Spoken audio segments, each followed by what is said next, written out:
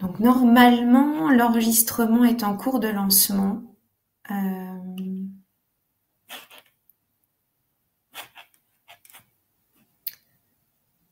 Bon, super.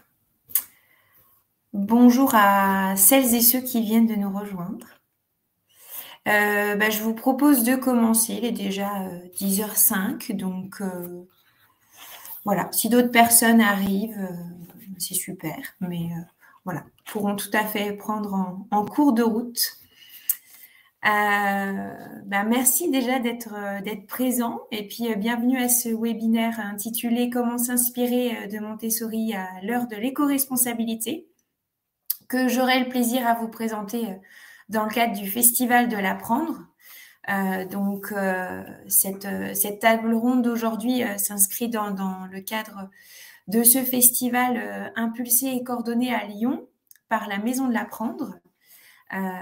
Donc c'est un festival qui s'inscrit dans une dynamique internationale sous la bannière du Learning Planet Festival en partenariat avec le Learning Planet Institute et l'UNESCO qui s'organise chaque année aux alentours du 24 janvier, à savoir que c'est la journée internationale de l'éducation.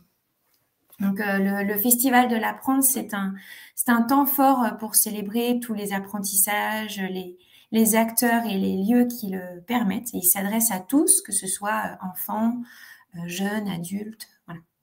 Et toutes celles et ceux qui souhaitent apprendre soin de soi, soin des autres et de la planète.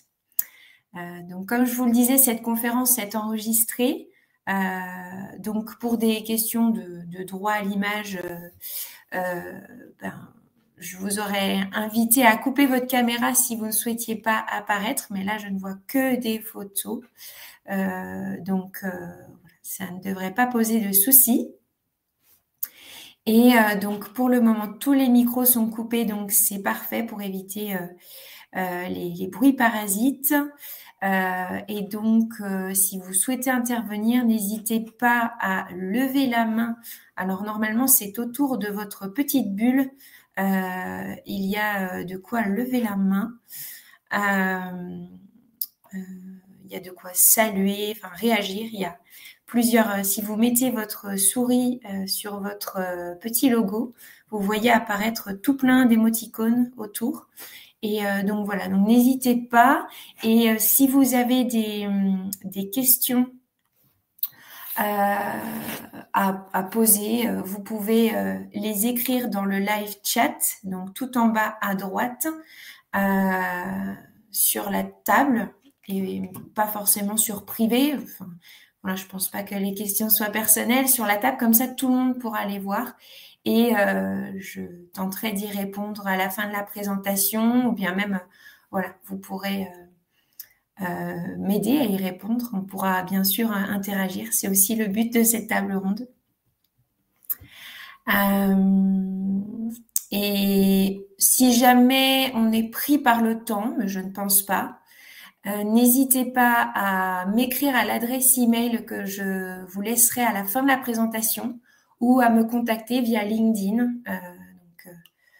Voilà, vous aurez mon prénom, mon nom décrit quelque part, donc vous me trouverez assez facilement.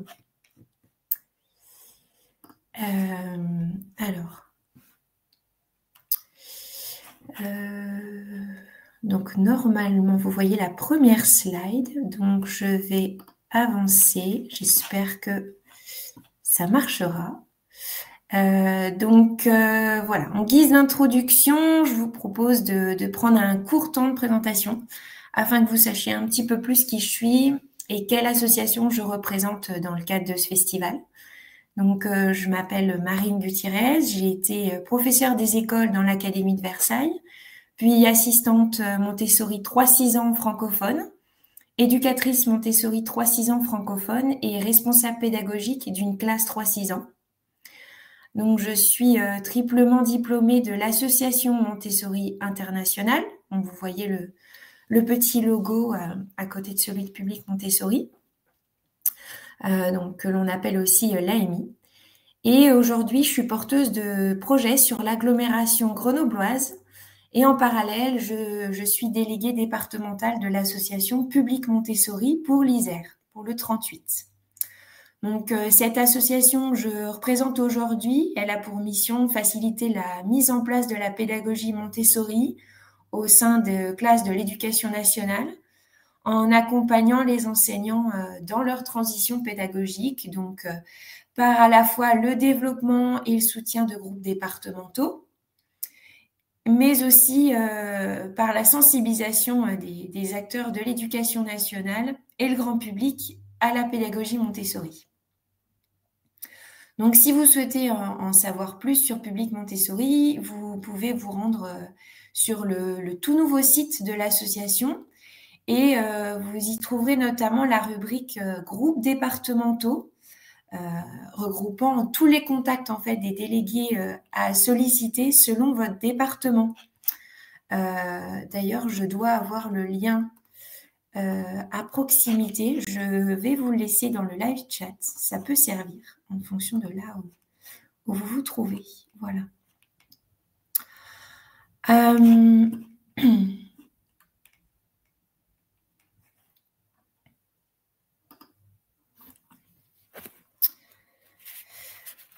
Donc, le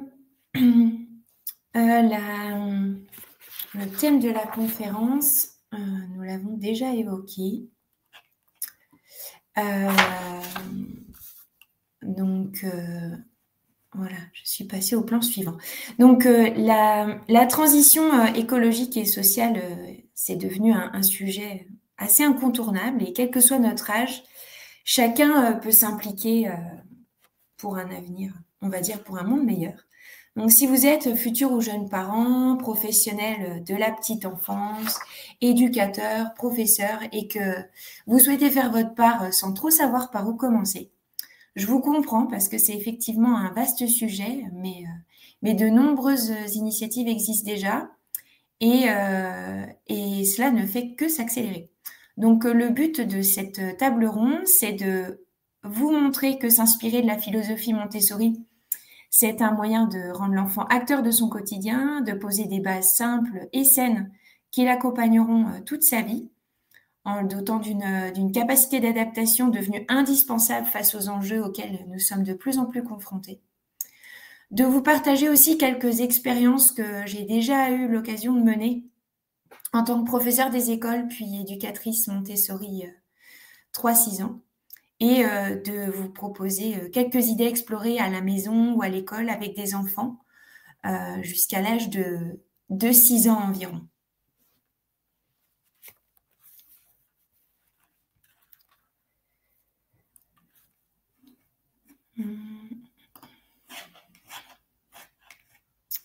Alors, donc, avant de continuer sur cette brève introduction à la pédagogie Montessori, je souhaitais vous demander si vous voulez écrire dans le live chat, si vous pourriez chacun choisir un adjectif, le premier adjectif auquel vous pensez quand on vous dit comment dire, d'associer le terme Montessori et le terme éco-responsabilité. À quel adjectif vous pensez pour relier les deux? Donc, n'hésitez pas à écrire. Recyclage.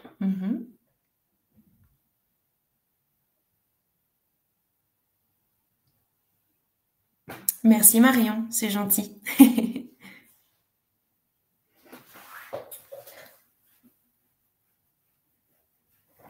Autonome.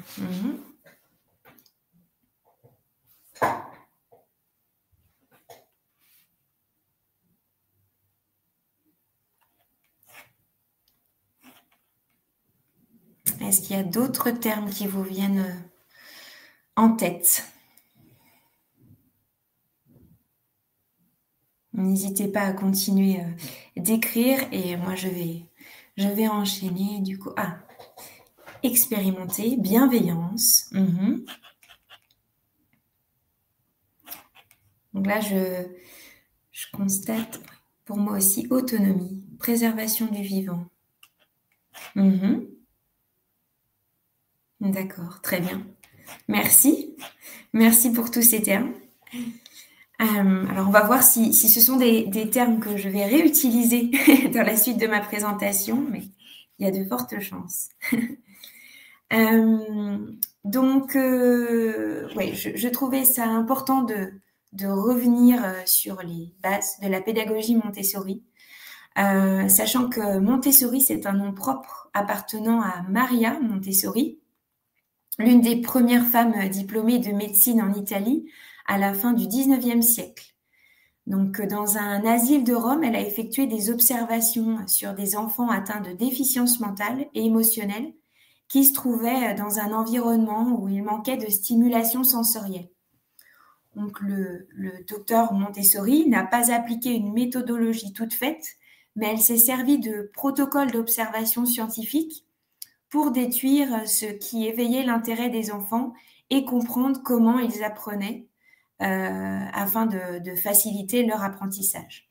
Donc, elle a continué de se former, notamment en psychologie, en anthropologie, pour expérimenter et affiner son approche auprès de ce public. Et il s'avère que la plupart des enfants dont elle s'était occupée ont réussi à passer les examens scolaires en obtenant de meilleures notes que des enfants sans handicap. Donc, c'est quand même assez fou. Donc, elle a été saluée et reconnue pour son travail. Et on lui a demandé de créer un lieu dans un quartier défavorisé de Rome pour accueillir les enfants pendant que leurs parents travaillaient. Et là, par contre, je souligne qu'il s'agissait d'enfants sans trouble ni handicap. Et là encore, les résultats obtenus ont attiré l'attention de nombreuses personnes, certaines même haut placées, ce qui lui a ouvert les portes de l'international, où elle était invitée à donner des conférences puis à dispenser des formations. Et aujourd'hui, on compte des écoles et des formations Montessori un peu partout dans le monde. Et les dernières recherches en neurosciences ne font que valider son travail, ce qui montre à quel point c'était une femme visionnaire. Parce que faut rappeler que à cette époque, on disposait pas de toute l'imagerie d'aujourd'hui. Et ça, voilà.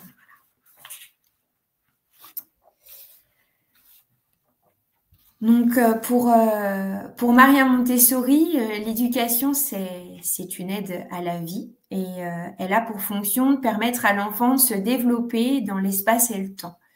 Donc, l'enfant va se développer d'un point de vue psychique, affectif et physique, ce qui va engendrer des besoins spécifiques. Et la pédagogie Montessori, elle repose sur la relation dynamique entre l'enfant, l'adulte et l'environnement d'apprentissage.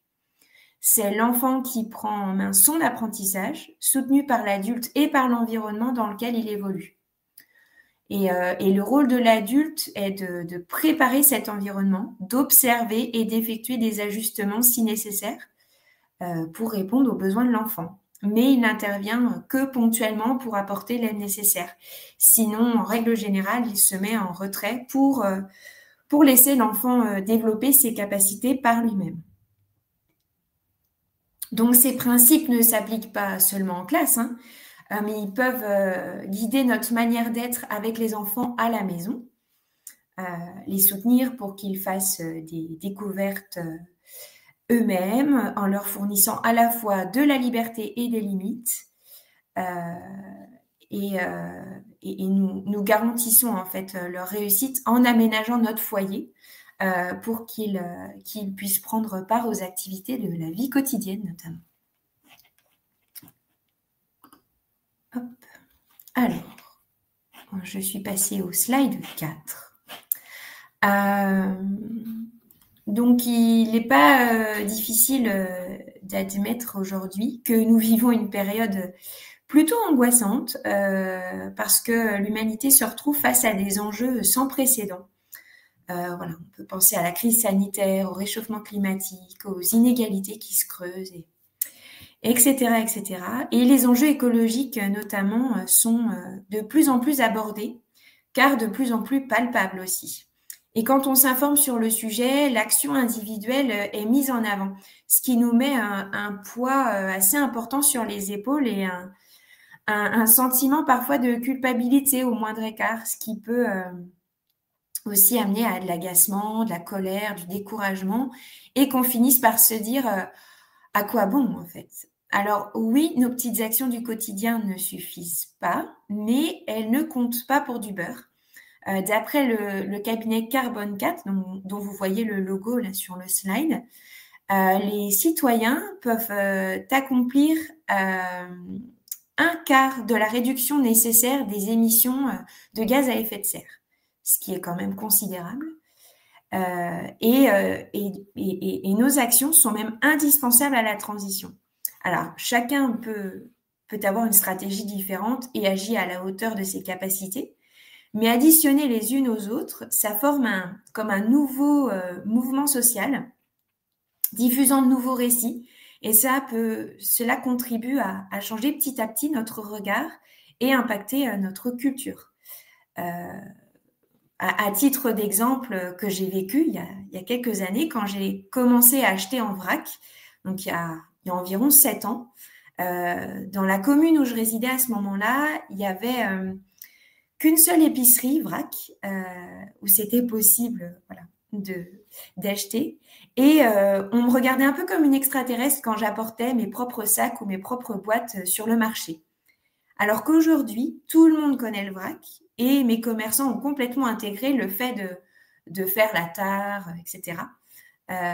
Et pourtant, voilà, j'ai déménagé dans différents coins de France et j'ai constaté que petit à petit, c'était complètement intégré. Donc, il y a de nouvelles façons de faire, beaucoup plus éco-responsables qui peuvent nous paraître, à nous adultes, encore difficiles ou bizarres parfois à mettre en place, mais tout à fait naturel pour un enfant qui aura connu cela dès son plus jeune âge, en fait. Donc, chacun a un rôle à jouer, sachant que les enfants des tout petits sont tout à fait capables de contribuer et de comprendre pourquoi nous devons agir de telle ou telle manière.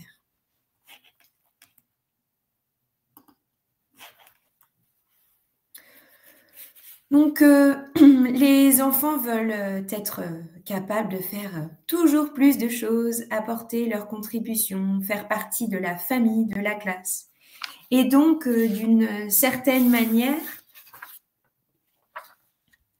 de faire société.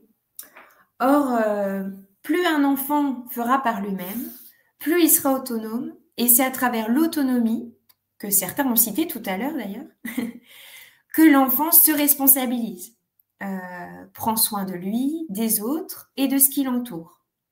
Et c'est un comportement à valoriser absolument le plus tôt possible. Or, on a encore trop souvent tendance à sous-estimer malheureusement les enfants. Et il faut savoir que les tout petits sont naturellement altruistes. Aider les autres, pour eux, c'est vraiment source de joie. C'est synonyme de joie. Et en réalité, ils éprouvent autant de joie à aider les autres que lorsqu'ils reçoivent un cadeau. C'est assez fou, mais d'après une étude publiée dans la revue Developmental Psychology, les tout petits sont serviables parce qu'ils y prennent réellement plaisir. C'est vraiment un plaisir intrinsèque. Et les chercheurs ont en effet constaté que la joie éprouvée par nos tout petits lorsqu'ils accomplissent de bonnes actions pour les autres procure probablement une récompense intérieure qui renforce l'idée qu'aider les autres est une action positive. Et là où l'approche Montessori s'avère être une piste intéressante, c'est que le but même en fait de Maria Montessori, qui en est à l'origine, était de comprendre comment la vie humaine se développe, notamment grâce à l'observation qui est au cœur des pratiques Montessori. Bon, je ne pourrais pas le développer ici parce que ce sont des notions très longues à expliquer, Mais la connaissance et l'étude des différents stades de développement de l'enfant, des périodes sensibles, des tendances humaines sont fondamentales. Et cela me semble tout à fait en accord avec la nécessité que nous avons aujourd'hui d'observer, de comprendre et de respecter nos écosystèmes. Deuxième piste, en fait, c'est qu'elle encourage l'enfant à faire par lui-même et faire pour de vrai. Par exemple, on ne va pas jouer avec des fruits en plastique, voilà, histoire de s'occuper, mais on va en manipuler des vrais. On va les couper, les observer, les déguster, les dessiner même parfois. Ou encore, on ne va pas forcément jouer à la dinette, mais on va vraiment verser, transvaser dans des verres ou des tasses pour boire, dans des soliflores pour donner de l'eau aux fleurs, voilà. Ce qui permet à l'enfant de s'ancrer dans la réalité, dans le vrai monde en quelque sorte. Et Maria Montessori aussi encourage, enfin la pédagogie Montessori encourage à concevoir un espace avec du matériel attrayant, sans superflu, aux matières nobles, naturelles, adaptées à la taille et à la force de l'enfant, de manière à ce qu'il puisse tout manipuler seul. Parce qu'un environnement beau, en fait, incite naturellement à le maintenir en état, à en prendre soin. Et je parle à la fois du non-vivant, que ce soit un tablier, un vase, un apron, ou que sais-je, mais aussi du vivant. Ça peut être une petite plante verte, ça peut être un lapin, ça peut être un cochon d'Inde. Voilà. Et aussi par la posture que l'adulte doit adopter. J'ai brièvement évoqué la posture de l'adulte tout à l'heure, mais un grand travail intérieur est à faire en amont. En tout cas, quand on se prépare à être assistant ou éducateur Montessori, on fait un très grand travail sur nous-mêmes. Et en aval, il est de rigueur de faire preuve, une fois en classe, d'une grande patience, de bienveillance, d'humilité au contact des enfants. Et qui sont aussi des valeurs dont on a de plus en plus besoin dans le contexte sociétal que nous connaissons, parce qu'elles nous permettent, entre autres, de mieux gérer nos émotions, de faire preuve de résilience et d'empathie, et encore une fois d'altruisme, que j'évoquais tout à l'heure.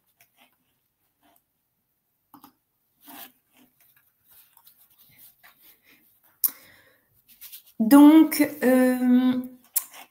je viens d'afficher le slide 6 qui recense quelques idées en fait d'ateliers que nous pouvons proposer pour les 0-3.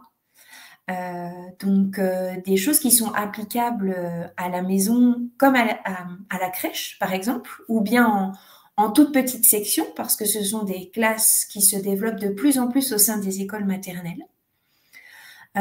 Donc, notamment l'aménagement d'un coin lecture avec des livres traitant des choses de la vraie vie, hein, par exemple des livres sur les saisons, un livre sur les pommes, par exemple, ou je parlais des petits animaux de compagnie tout à l'heure, ça peut être un livre sur le lapin. Voilà,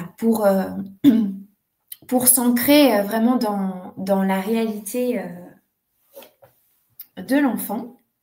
On peut aussi proposer à l'enfant d'arroser les plantes, prendre soin d'un animal de compagnie. Donc là, par exemple, vous voyez une photo de mon petit Pollux, qui est un cochon d'Inde dont j'ai eu la charge pendant 2 ans quand j'étais en classe.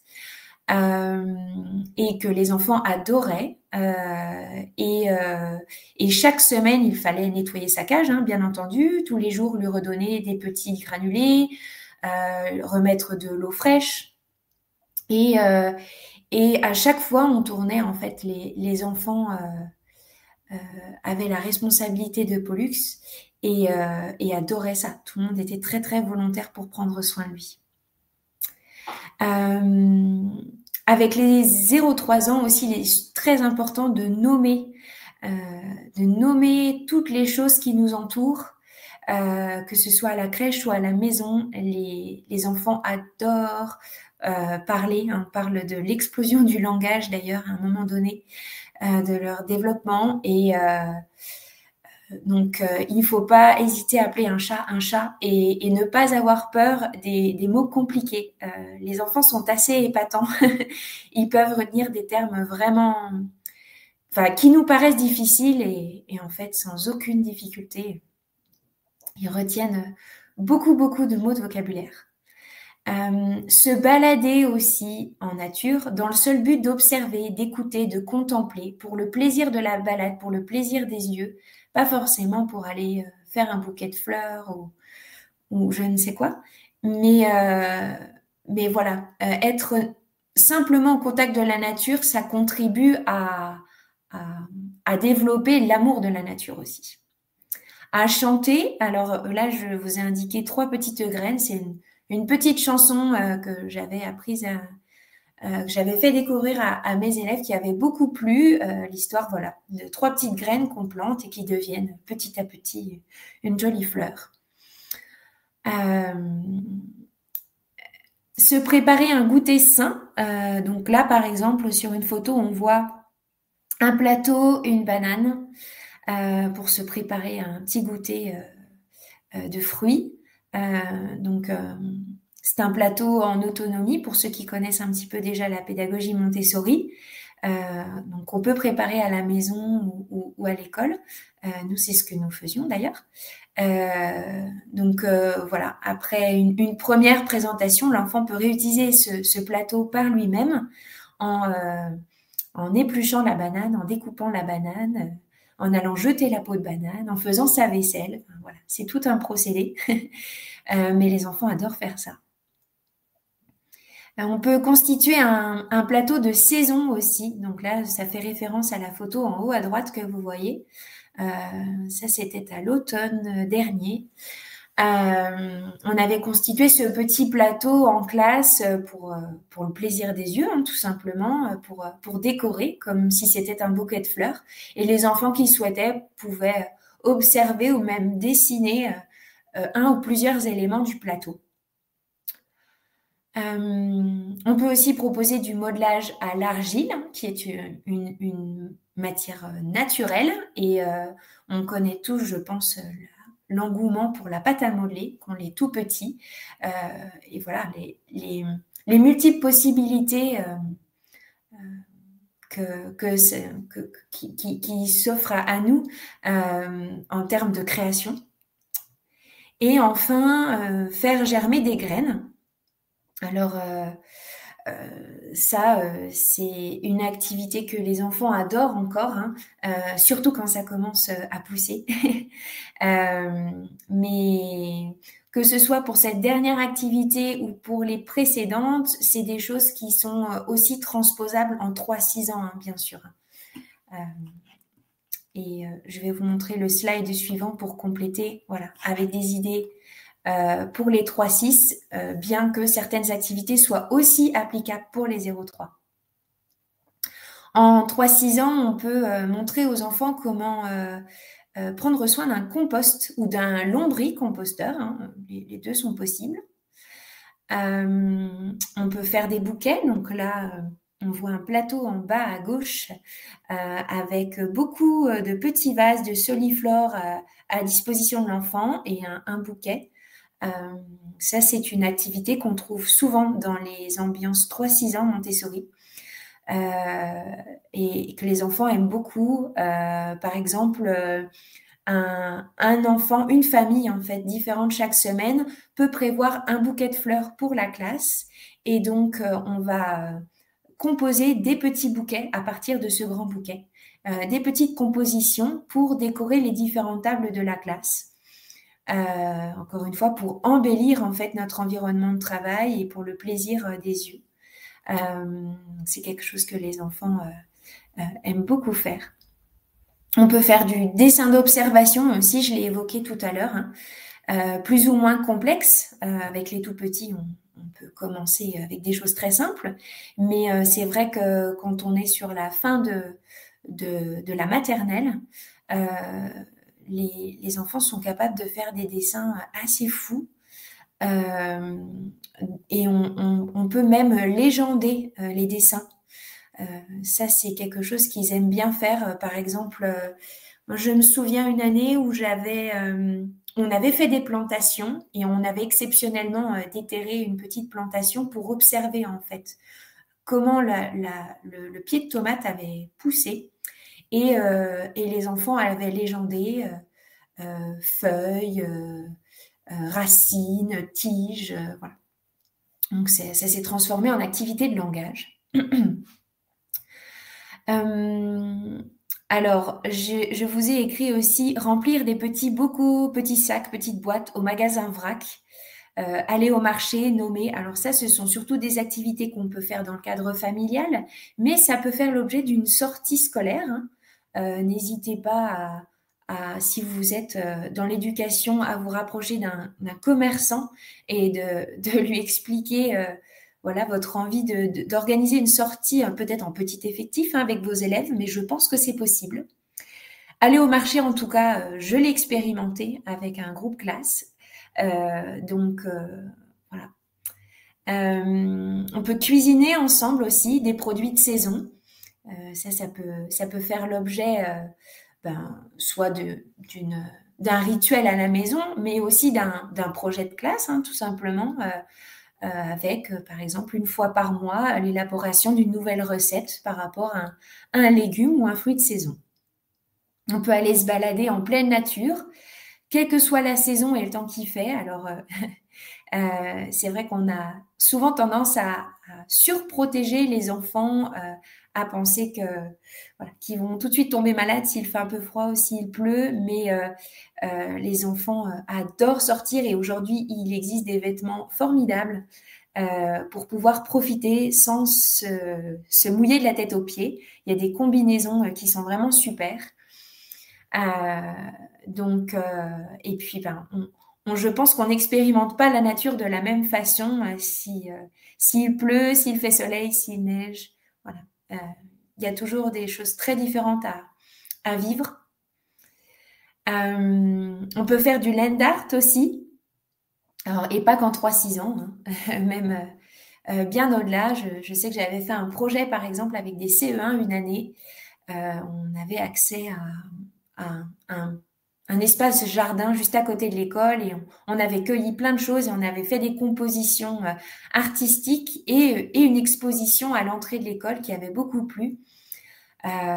N'hésitez pas à aller voir sur Internet. Il y a des artistes même très reconnus qui font des choses magnifiques en land art. Et du coup, c'est un art qui a un très faible impact sur la nature parce que on va comme emprunter des éléments de la nature que l'on va ensuite restituer, reposer au même endroit. Et donc, voilà, c'est une approche intéressante, ça aussi. On peut participer à une opération Nettoyons la nature, donc on connaît aussi sous le nom de Clean Up Challenge, je crois d'ailleurs. Il y a une opération qui est menée chaque année à échelle internationale. Et là, la photo que vous voyez en haut à droite, c'est une sortie que j'avais organisée avec ma classe 3-6 et des parents d'élèves volontaires qui étaient nombreux. C'était vraiment génial. On était partis toute une matinée, enfin une grande partie de la matinée en tout cas, une petite demi-heure de notre école. Et on était tous équipés de gants, de sacs, etc. Pour nettoyer la nature tous ensemble. Et enfin, dernière idée, constituer une collection de petits trésors. Alors là, je n'ai pas de photo, mais l'idée, c'est par exemple de prévoir une jolie petite boîte pour son enfant ou sa classe et de récolter à n'importe quel moment de l'année des petites merveilles de la nature, donc un coquillage, une belle coquille, un petit gland ou je ne sais quoi, que l'enfant affectionne particulièrement et qu'il souhaite garder en souvenir et conserver, donc créer une petite collection.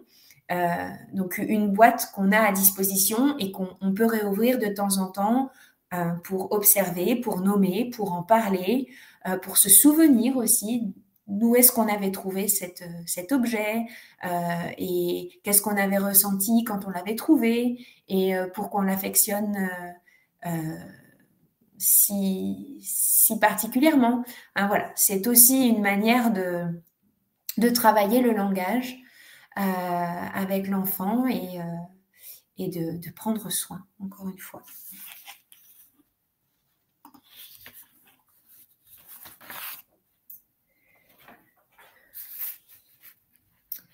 Donc, pour terminer, je voulais vous partager mes deux coups de cœur bibliographiques du moment. Donc, un coup de cœur pour les adultes et un pour les enfants. Donc, le premier, qui est pour les adultes, s'intitule Chasseurs-cueilleurs parents. Donc, dans cet ouvrage, en fait, on part à la rencontre de 3 cultures, à savoir la culture Maya, Inuit et Hadza, qui chacune, en fait, dans leur genre, nous permettent de poser un regard différent sur l'éducation de nos enfants. Et grâce à ces découvertes, l'autrice de ce livre nous amène à réfléchir, en fait, à l'éducation que nous donnons en Occident, à ses fondements, à ses croyances. Et un autre point intéressant, c'est qu'elle confronte en fait ces découvertes à celles des recherches en neurosciences. Donc, j'ai évoqué les neurosciences au début de cette table ronde, mais voilà, du coup, il y a un parallèle que je fais ici. Et la deuxième référence est donc l'album Jeunesse Respire de Tim Hopgood chez Glénat Glénat Jeunesse, pardon. Qui est un vrai voyage sensoriel au fil des saisons, ancré dans le réel, et qui donne vraiment envie d'observer la nature avec plus d'attention et qui propose aussi des petites activités. Et moi, je suis ultra fan des illustrations. Enfin, je vous inviterai vraiment à le découvrir. Il est très, très beau. Et tout en bas de ce slide, je vous laisse, comme promis, mon adresse email public Montessori, puisque comme je suis déléguée pour un département, j'ai une adresse propre pour l'association. Donc, si vous souhaitez me contacter ultérieurement, s'il y a des questions qui vous viennent après ce global, il n'y a aucun souci. N'hésitez pas à m'envoyer un email, je vous répondrai avec grand plaisir. Ou via LinkedIn, comme je vous disais, il n'y a aucun problème non plus. Donc, je regarde le chat. Il n'y avait pas d'autres. Donc, il n'y a pas d'autres questions qui ont été posées à l'écrit pour le moment. Mais si vous voulez écrire des questions dans le live chat, n'hésitez pas. Ou si vous voulez activer votre micro et prendre la parole directement, vous pouvez. L'idée maintenant, c'est qu'il nous reste un quart d'heure à peu près.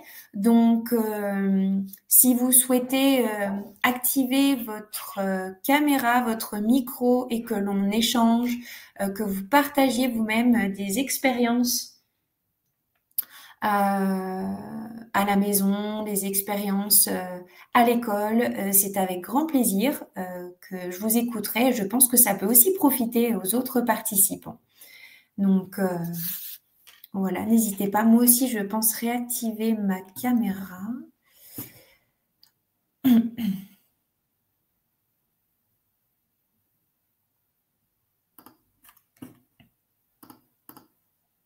Voilà, c'est bon.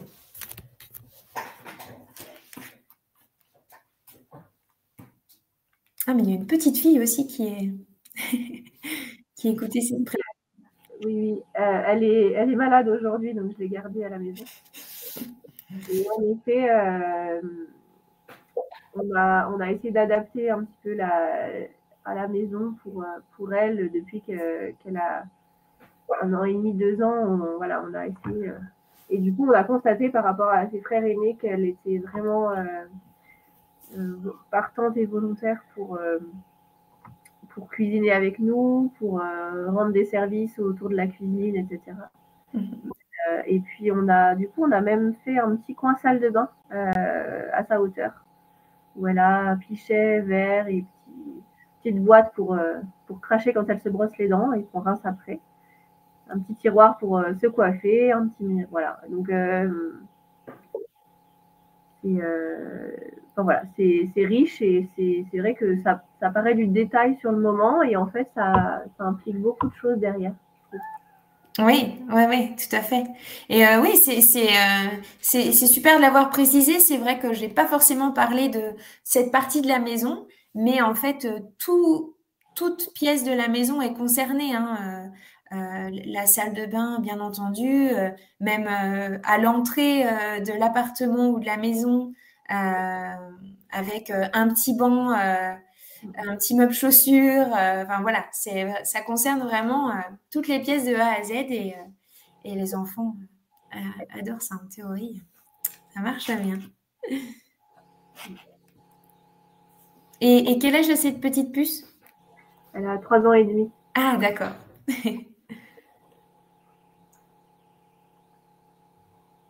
Un bon rétablissement en tout cas.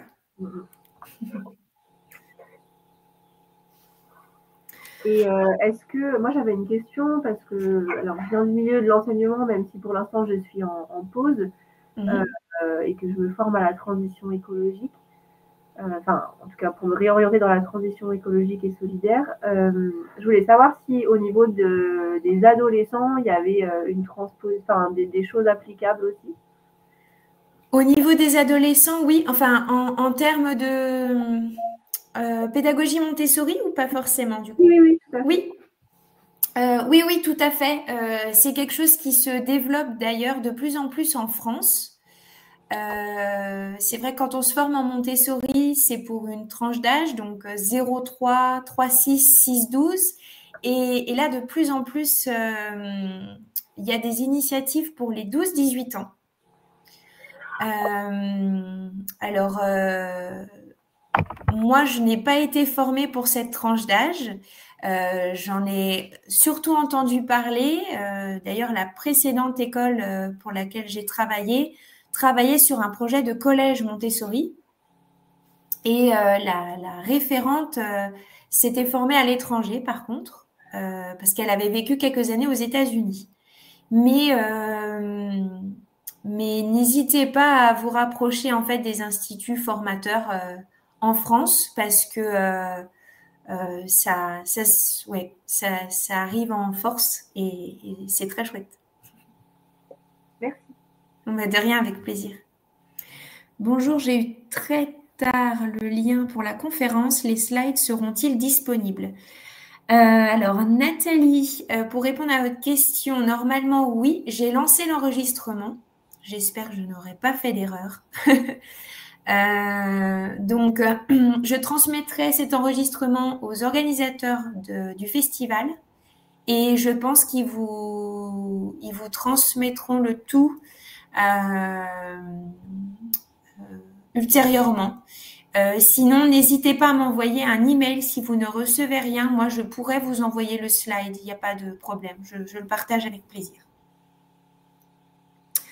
Pour les moins de 2 ans qui sont en cours d'acquisition de la dextérité, peut-on faire avec eux en tenant par exemple avec eux la bouteille d'eau pour arroser les plantes? Mais à partir de quel âge peut-on vraiment laisser tout à hauteur? Alors, oui, pour les moins de 2 ans, c'est vrai que la présence de l'adulte est très importante et beaucoup plus présente que, on va dire, en 3-6 et au-delà. Après, plutôt que de tenir avec eux, je préconiserais plutôt d'adapter le contenant, d'adapter la taille de la bouteille d'eau à la main de l'enfant. Parce que si l'enfant a du mal en fait à tenir la bouteille, c'est sans doute parce le diamètre est trop gros ou qu'elle est trop haute, qu'elle est trop volumineuse. c'est trop lourd en fait pour lui. Donc, n'hésitez pas à travailler sur ce contenant. Aujourd'hui, il existe des tout petits arrosoirs, hein, par exemple. Moi, je me souviens vraiment d'un tout petit arrosoir que j'avais acheté en ligne, qui était super. C'est comme pour les gourdes. Je pense aux gourdes en inox qu'on voit de plus en plus aussi. Il y a des tout petits formats pour les enfants qui sont super. Oui, c'est normal que l'enfant risque de mettre de l'eau un petit peu partout les premières fois, mais si vous aménagez de manière à ce que ce soit pas trop grave en fait, hein, que ce soit pas sur un parquet ou je ne sais quoi, si vous prévoyez l'activité sur une surface qui se nettoie très facilement et que du coup le contenant est petit, ben forcément il y aura peu d'eau et donc pas de gros dégâts des eaux. Donc voilà, je ne sais pas si ça répond à votre question. À partir de quel âge peut-on vraiment laisser tout à hauteur? Dès le plus jeune âge. Je sais que dès l'âge du nido, donc vraiment de la naissance jusqu'à la marche assurée, on met déjà des objets à hauteur du bébé. Car mon fils va avoir 2 ans dans 2 mois, mais il met encore beaucoup de choses à la bouche, ce qui est normal. Ce qui est tout à fait normal. Les tout petits apprennent, explorent énormément leur environnement en mettant les choses à la bouche. C'est leur manière de s'approprier leur environnement. Donc, c'est vrai, c'est un petit peu de nettoyage pour nous. Pas mal de supervision, mais ça fait partie du développement naturel. Donc, le tout, c'est vraiment de sécuriser votre environnement de vie. Après, il y a voilà, il n'y a pas de limite. On va pas, enfin forcément, si vous laissez une paire de ciseaux à proximité, déjà c'est à partir d'un certain âge, c'est pas forcément à 2 ans, ou bien faut vraiment adapter la paire de ciseaux. Mais voilà. Merci beaucoup pour vos éclaircissements. Avec grand plaisir, Leslie. Donc voilà, je ne sais pas s'il y a d'autres questions qui vous viennent en tête. N'hésitez pas à prendre la parole ou à l'écrire.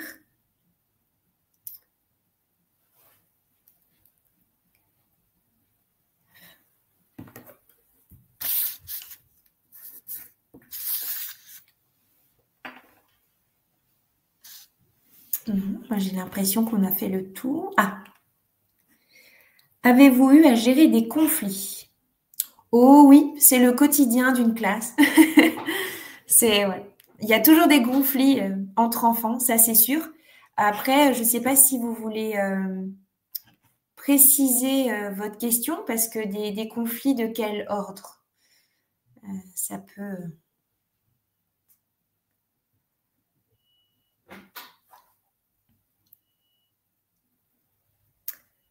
À quelle méthode j'ai eu recours pour la gestion des conflits? Alors, j'ai suivi un ensemble d'ateliers. Avec plaisir, Nathalie. Donc, je disais, j'ai suivi des ateliers Faber et Maslich, qui rejoignent un peu la communication non violente, en fait, du docteur Marshall Rosenfeld, si je ne dis pas de bêtises. Communication bienveillante, si par exemple 2 enfants veulent faire la même chose en même temps. Oui, donc communication bienveillante, non violente, je pense que vous pensez à la même chose que moi. Oui, Faber et Maslich donnent des pistes concrètes, et que ce soit pour les parents ou les professionnels, donc c'est très bien fait. Sachant que là, l'exemple que vous citez, si par exemple 2 enfants veulent faire la même chose en même temps, Moi, ce qui est vraiment super en fait dans une classe Montessori, c'est que, je pense que vous le savez, mais tout est unique, c'est-à-dire tout est en exemplaire unique.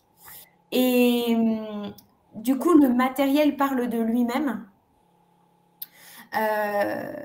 Nous, forcément, on est là pour répéter aux enfants, mais en fait, c'est là que l'environnement est vraiment un soutien pour nous parce qu'on leur dit, bah, tu vois, vous voyez tous les deux, vous avez très envie de, je ne sais pas moi, euh, euh, coudre un bouton, admettons. Vous avez tous les deux très envie de coudre un bouton, mais il n'y a qu'un plateau. Sachant qu'il y a forcément un des deux enfants qui a eu envie de le faire avant l'autre. Donc le tout, c'est de l'avoir vu, mais de proposer, de dire, tu vois, ton camarade, je sais pas moi, Maxime, admettons. Maxime avait touché le plateau en premier, donc il va faire cette activité en premier, et ensuite, quand il aura terminé, tu pourras prendre le plateau à ton tour, quand il aura reposé sur l'étagère. Et en règle générale, voilà, les enfants comprennent très bien, ils savent très bien qu'il y avait, il y a qu'un plateau et qu'on ne peut pas le faire en même temps. Et après, tout dépend de l'enfant, tout dépend de son âge et tout dépend de son degré d'autonomie. Mais on peut rebondir en disant, par contre, si tu ne sais pas quoi faire en attendant que ce plateau soit disponible, moi, je peux t'aider à trouver une autre activité intéressante si tu veux. Voilà. Et comme ça, on ne laisse pas l'enfant livré à lui-même. Voilà. En effet, Faber et Maslich, c'est super. Ah, je vois que d'autres connaissent. D'ailleurs, je dois avoir des livres sous la main. Parler pour que les enfants écoutent, écouter pour que les enfants parlent. Ça, c'est un super livre. Il y a même un cahier d'activités.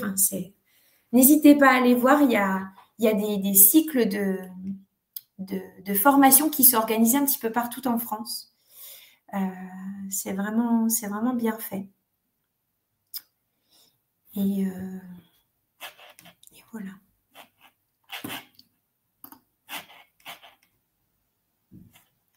Et de rien, Leslie. Et ben voilà, je vois qu'il est bientôt 11 heures. Donc, cette heure de table ronde est déjà passée. Merci à tous en tout cas pour votre participation. Si vous souhaitez participer à d'autres ateliers dans le cadre du Festival de l'Apprendre, n'hésitez pas à retourner sur leur site, sachant que tout est gratuit. Enfin, vous pouvez faire un don si vous le souhaitez. Mais tous les ateliers sont gratuits, que ce soit en présentiel ou en distanciel.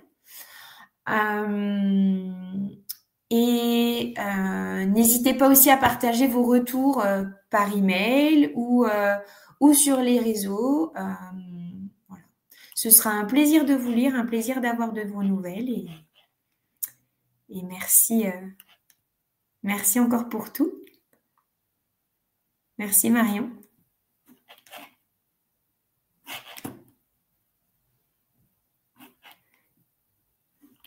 Merci Evelyne. Très belle journée à vous. Merci, merci.